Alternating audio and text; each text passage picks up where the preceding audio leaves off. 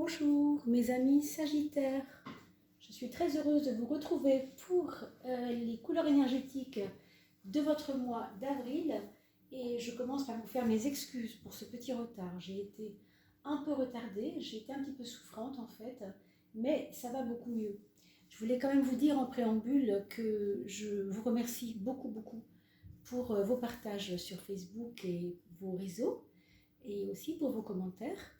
Alors j'ai regardé bien sûr les tirages, vous savez, pour le mois de mars, puisque nous avons eu cette nouvelle qui nous a un petit peu tous tombé dessus.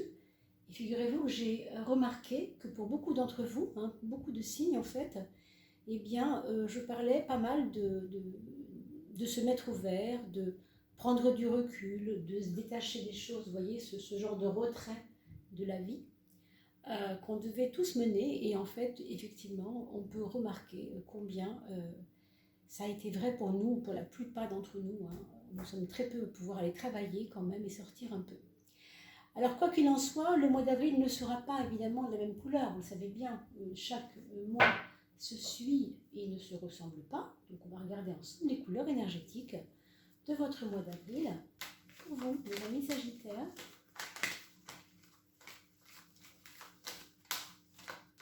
Alors j'espère que vous prenez bien soin de vous,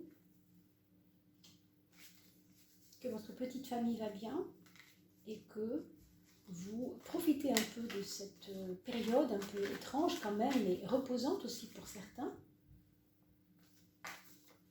Vous profitez aussi de chaque instant, essayez de sentir ça aussi, une espèce de trêve vraiment de vie sociale, qui n'est peut-être pas là pour rien, qui n'est peut-être pas là non plus pour simplement le subir, mais aussi peut-être pour se poser des vraies questions sur le sens des choses en fait. En tout cas, c'est ce qui ressort beaucoup en ce moment. C'est normal, ça va avec le sens des choses, ça va avec la profondeur de ce que nous devons maintenant faire vivre vraiment. On a beaucoup perdu de temps dans plein de choses et puis finalement on nous demande de nous concentrer. Là en ce moment, les énergies sont comme cela. Vous savez qu'on parle beaucoup de changement de paradigme, vous devez entendre parler de ça. Pour l'instant, je ne fais pas trop de vidéos là-dessus, puisque nous allons avoir des nouvelles tout bientôt. On prendra le temps d'y réfléchir, mais on ne peut pas s'occuper de tout à la fois, n'est-ce pas? C'est pas possible. Alors, regardons maintenant pour vous, mes amis Sagittaires, pour ce mois d'avril, qu'est-ce que ça augure? Quels sont vos points forts? Quels sont vos points faibles? Quels sont les conseils qu'on va pouvoir vous donner dans tel domaine ou tel domaine? D'accord? Elles sautent littéralement les cartes aujourd'hui.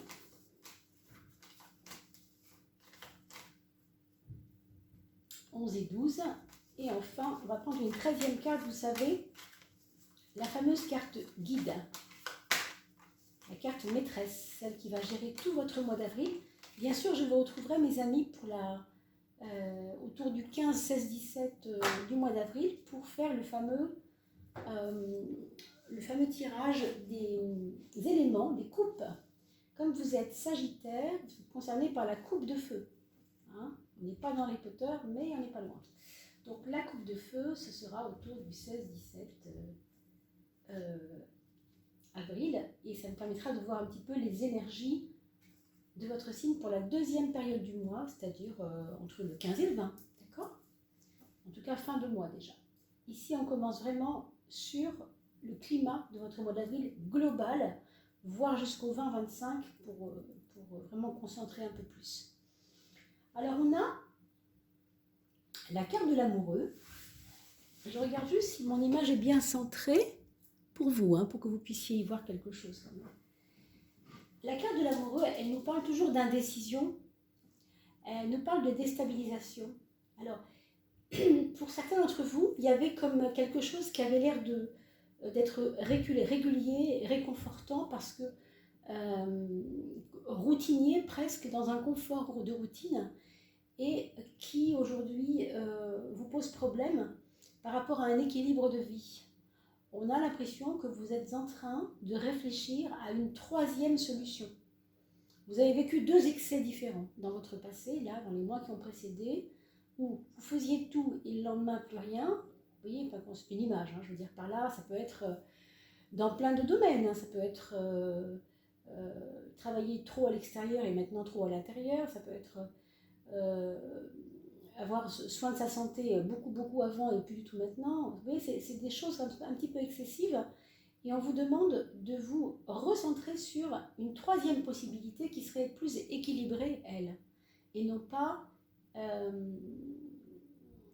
extrême. Comme vous avez plutôt, hein, on sait comme le Sagittaire a un côté un peu extrême.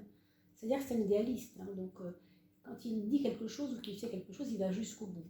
En principe. En principe. Bien sûr, regardez aussi votre ascendant qui pourra peut-être vous renseigner un peu différemment. Ce sera complémentaire. Et puis le signe lunaire éventuellement. Hein. Certains procèdent comme cela et ça marche bien aussi. Vous avez donc cette indécision qui va vous turlupiner un petit peu tout le mois d'avril. Mais enfin, ça sert à quelque chose. Hein. Ce n'est jamais pour rien. Hein. Tous ces moments de déstabilisation sont toujours là pour quelque chose. Alors, le pendule s'est mis à l'envers. Ça me fait dire que le blocage aurait été logique dans ce sens-là. Mais là, il y a un déblocage en fait. Vous étiez comme dans une espèce d'interdiction de faire quelque chose, comme si vous vous étiez mise vous-même en espèce de censure, d'autocensure, un peu par rapport à des choses, et on vous remet droit. Alors moi, je ne pose jamais mes cartes à l'envers, donc pour le principe, jamais à l'endroit, mais vous voyez bien, quand elle est à l'endroit, en fait, le personnage est à l'envers, et quand elle est à l'envers, le personnage est à l'endroit.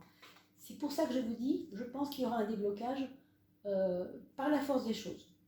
On va vous permettre, des fois ça peut être même un peu musclé, au sens musclé, vous dire, bon, bah, tu voulais du changement, bah, tiens, le voilà le changement. Hein.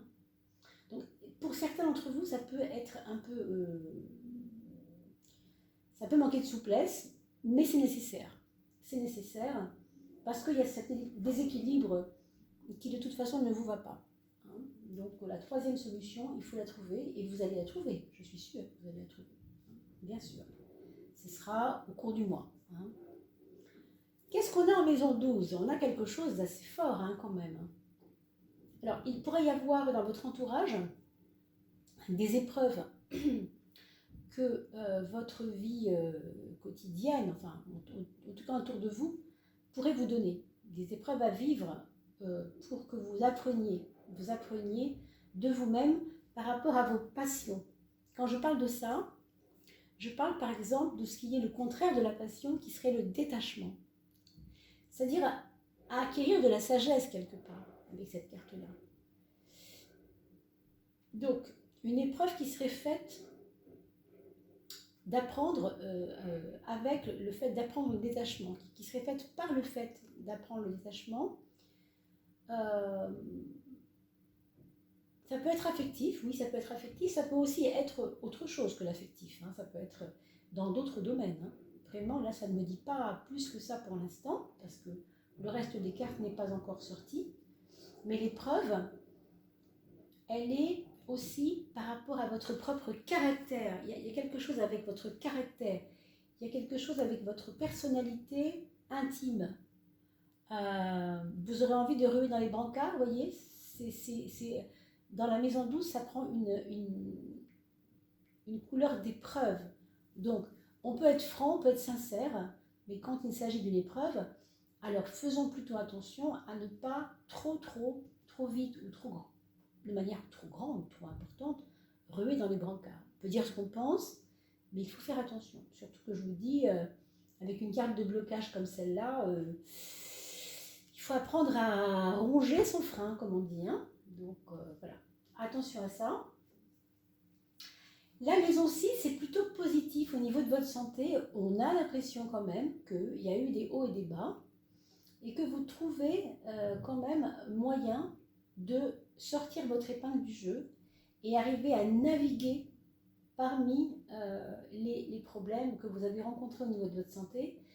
Quand bien même, si vous aviez des petits soucis, ça se réglerait vite. Avec la 10, on a toujours l'aspect de vitesse et l'aspect de rapidité et ça se règle. Vous voyez, il y a un côté avec ça se règle.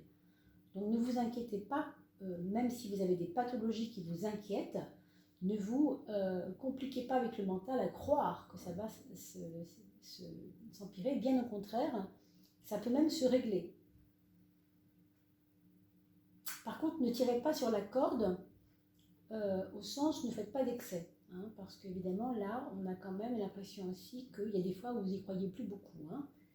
Donc, des fois, on peut avoir envie d'exacerber les problèmes parce qu'on n'y croit plus, tout simplement, ça peut arriver. C'est humain, hein, c'est humain de ne plus croire à un moment donné.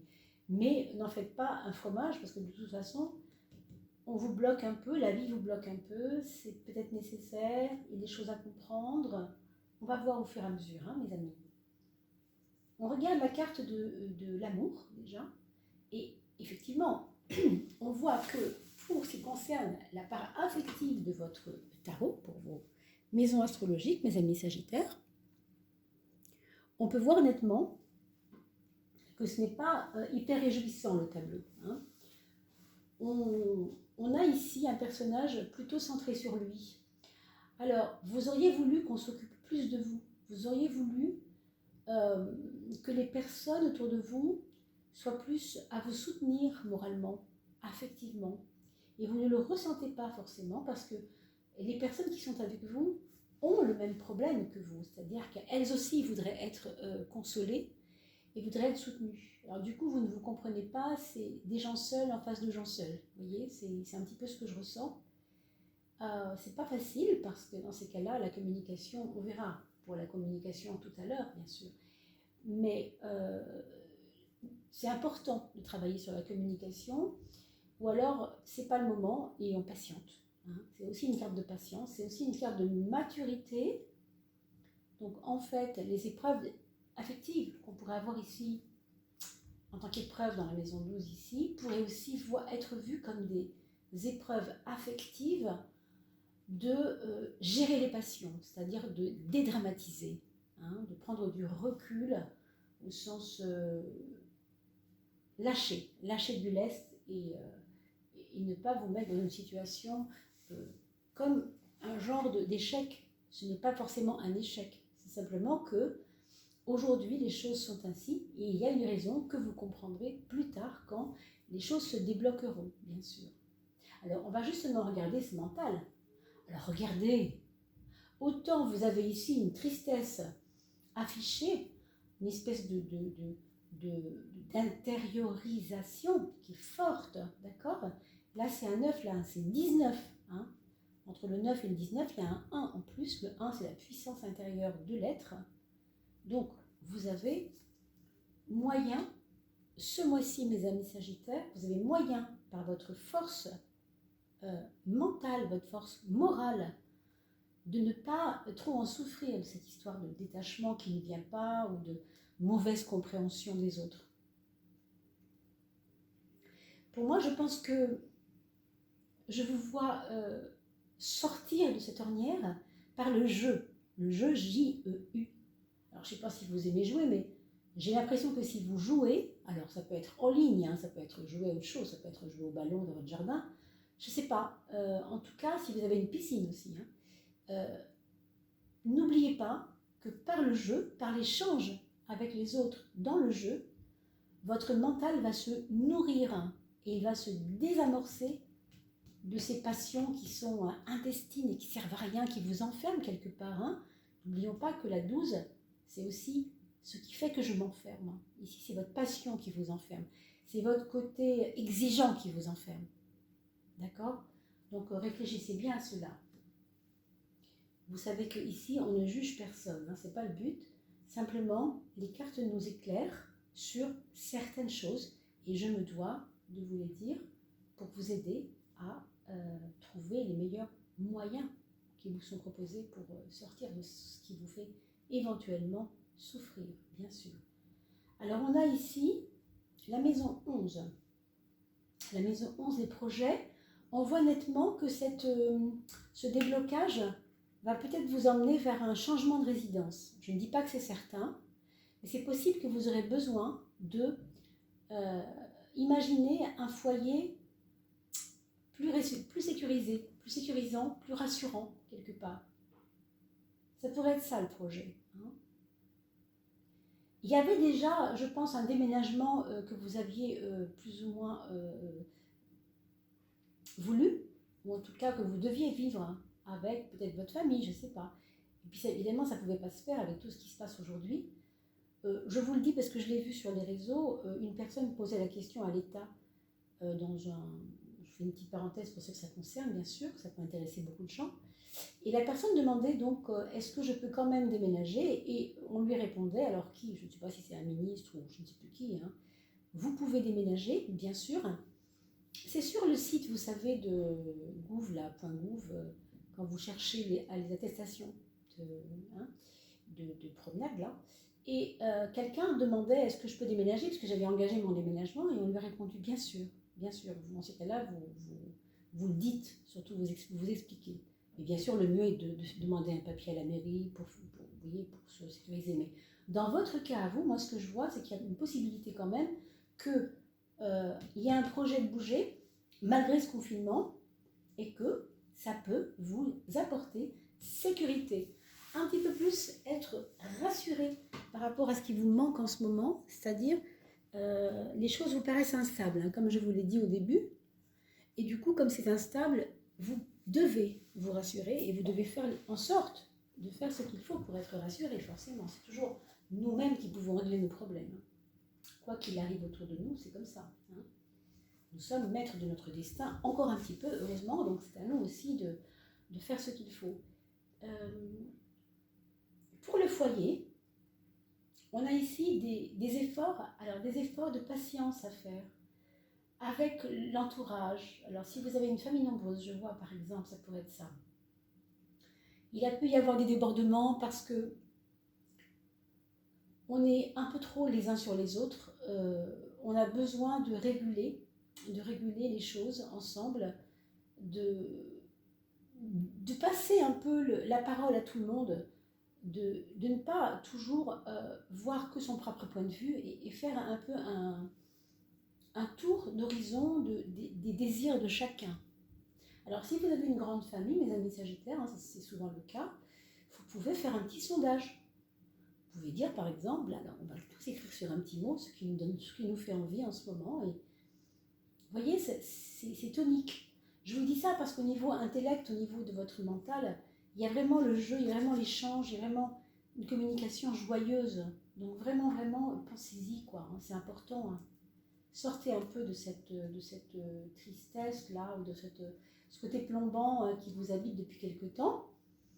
Parce que même dans vos amours, ça paraît un peu terni par quelque chose et vous n'êtes pas obligé. Hein. Vous êtes exigeant de base. Hein. Quand on est sagittaire, on n'est pas toujours, bien sûr, ça dépend de l'ascendant, mais en principe, on est assez exigeant et du coup, on a un peu tendance à dire, bon, puisque moi je vois cela, c'est que ça doit être comme ça. Voilà. C'est pas toujours comme ça, bien sûr. Hein. Allez, on regarde le mental supérieur, donc par rapport au mental pratique. Et c'est vraiment très beau parce que ça vous donne une liberté, moi je pense, une liberté de penser même. Donc c'est important de gérer vos émotions toxiques et votre côté emporté, colérique même, parce que vous allez pouvoir être entendu si vous savez gérer ça. Si vous savez gérer la tempérance justement au foyer, si vous arrivez à gérer tout ce qui fait autour de vous cette espèce d'ébullition permanente qui vous fatigue un peu, on le voit bien, vous avez intérêt.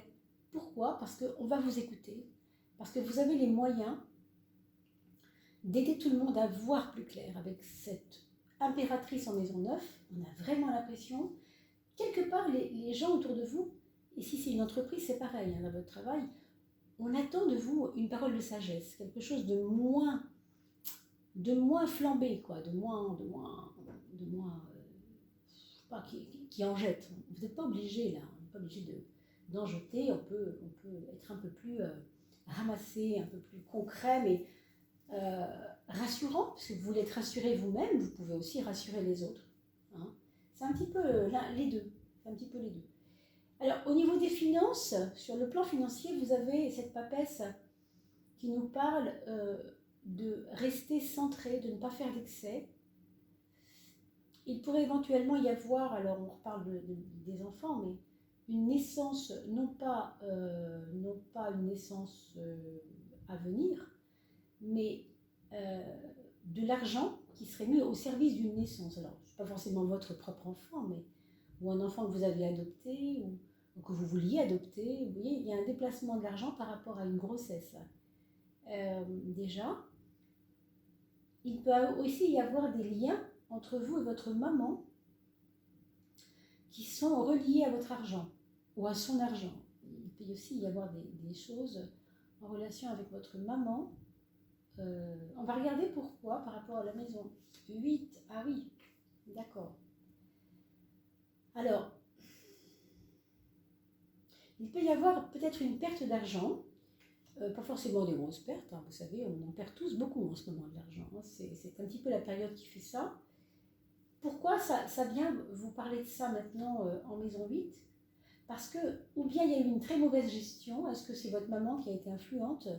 Est-ce que c'est vous qui n'avez pas écouté votre maman si vous êtes imaginons un jeune adulte ou un ado, ou même un adulte qui a eu les conseils d'une maman qui serait comptable par exemple, ça peut arriver. Hein. Si ça ne vous parle pas, c'est tout simplement que vous devez regarder votre ascendant, vous savez bien. Mais enfin, dans l'ensemble, il peut y avoir des fuites financières, parce que ici, vous sentiez qu'il ne fallait pas faire certaines dépenses. Votre intuition, vous ne l'avez pas écoutée.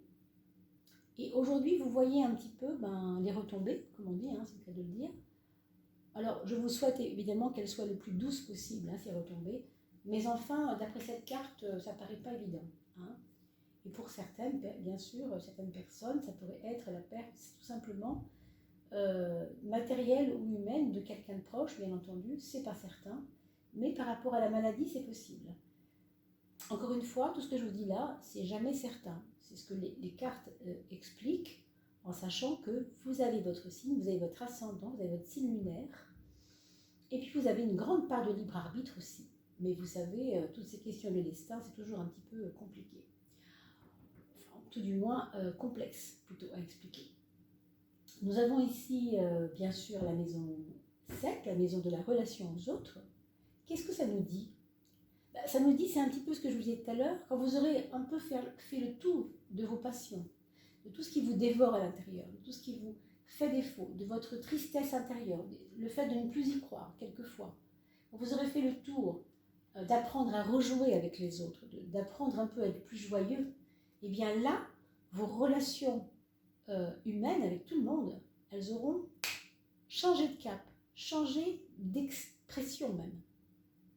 Et là, on pourra parler de renouveau relationnel, vraiment. Parce que le battleur est toujours, on l'appelle le magicien, vous voyez, le battleur. Le magicien parce qu'il peut transformer les choses. Et avec le 1, c'est toujours, je prends mon passé, je fais une grosse bouillie avec, et je vais sortir une jolie petite plume blanche, ou ce que vous voulez, hein, du chapeau de mes souvenirs, parce que, mes souvenirs ou mes épreuves. Parce que je suis magicien, je peux tout changer. Et ça parle de vos relations avec les autres. N'oubliez pas que je reste à votre disposition pour, si vous vouliez aller plus loin, parce que bien sûr, c'est un tirage qui concerne évidemment toutes les personnes à qui maintenant je m'adresse ici sur cette vidéo. Mais si vous voulez aller plus loin, je reste à votre disposition pour une guidance personnalisée, évidemment. C'est beaucoup plus profond, vous en doutez. On reste 1 heure ensemble, ça n'a plus rien à voir. On va parler de vos enfants.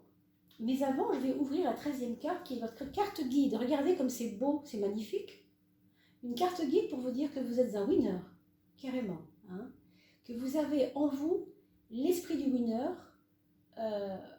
même le besoin de vous sentir un winner. C'est pour ça aussi qu'il y a une espèce de tristesse de fond, je crois. Parce que quelque part, on ne vous a pas fait confiance et ça vous a travaillé. Et pourtant, vous savez que vous pouvez vous-même compter sur vous. Sauf que des fois, ce que disent les gens peut aussi vous dépeindre sur vous, ça peut arriver. Donc c'est une carte de triomphe, c'est une carte d'énergie positive, une carte de réussite, vous devez vous en servir. Donc ne vous inquiétez pas avec ce qui vous paraît possible, difficile ou trop loin, trop lointain. Tout se fait malgré ce que vous pouvez en penser. C'est une très très bonne carte et elle est votre carte guide. La réussite, c'est quand même pas rien. Vous savez bien que le 7... c'est le chiffre porte-bonheur. Hein. Alors, on va regarder pour vos enfants, mes chers Sagittaires. Si vous en avez 4, bien sûr, eh bien, vous regardez chez votre quatrième enfant. Si vous en avez qu'un, vous regardez chez votre premier enfant. Ce sera à vous de me dire. Et bien sûr, si vous n'êtes pas Sagittaire, mais que vous regardez la vidéo pour quelqu'un qui est Sagittaire et avec qui vous aimeriez en parler après, eh bien, vous regardez le nombre d'enfants que cette personne a. D'accord ? Pour le premier enfant, c'est une personne qui est plutôt, qu'il soit enfant ou adulte ou ado, plutôt dans un moment là de grand questionnement intérieur. C'est un petit peu une petite bulle. Il s'est mis un peu dans sa petite bulle. Il n'a pas trop envie d'en sortir. Et il se sent bien comme ça. Encore une fois, ici, on parle d'incompréhension de la part des autres. Mais ça peut aussi être bien vécu dans le sens, quoi que tu en penses, quoi que tu penses de moi, je m'en fiche, moi, je vais, mon petit bonhomme de chemin. Ça peut être ça aussi, hein, quand on regarde le côté positif des choses. D'accord ? En tout cas, il est en quête. Donc, quelque part, il sait bien où il va.